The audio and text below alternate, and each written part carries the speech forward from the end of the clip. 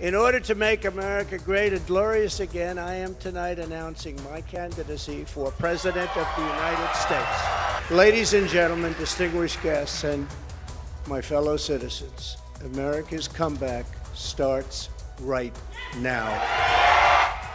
Breaking at 11, the comeback campaign. Former President Donald Trump just announced his third run for the White House, speaking for more than an hour tonight. Take a good look at your screen. This is Donald Trump's official filing for candidacy with the Federal Election Commission. Good evening. I'm Felicia Rodriguez. I'm Todd McDermott. Thanks for joining us tonight. Right across the water from where we are at Mar-a-Lago tonight, Donald Trump ended all the speculation and confirmed he is running for president again.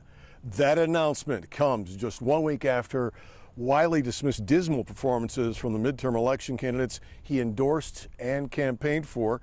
The question now is, what influence can the former president have on his party as the GOP seeks to take back the White House in just 2 years after losing the Senate yet again and apparently just barely regaining a majority in the House on a night many had predicted that red wave of up to 40, perhaps even 50 seats. Tonight, we look at the Trump announcement itself, the reaction to it, and what comes next. We're going to begin with reporter Ari Height live at Mar-a-Lago. He was in the ballroom for that big announcement. Ari?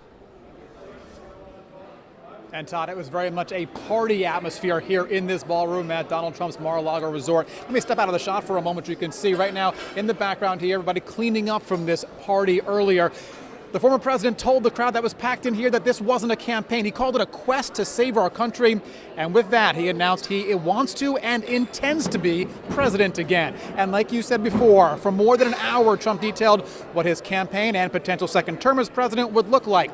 He called it his national greatness agenda. It included some familiar topics like immigration and the southern border. He talked a lot about the economy, but he also included some new topics, saying if he wins the presidency, he would change the way we vote, mandating identification, only same-day voting, and only paper ballots. And he ended his speech with a number of variations on his well-known slogan.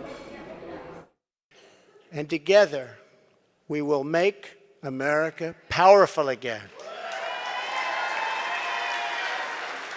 We will make America wealthy again.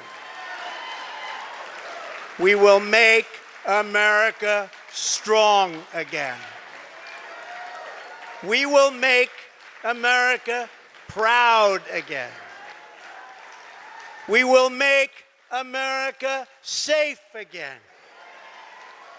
We will make America glorious again. And we will make America great again. Thank you very much. God bless you all. Thank you.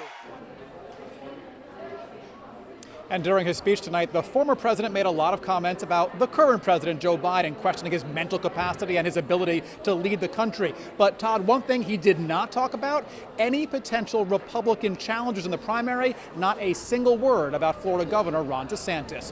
That's the very latest, reporting live inside Mar-a-Lago. Ari Height, WPBF 25 News.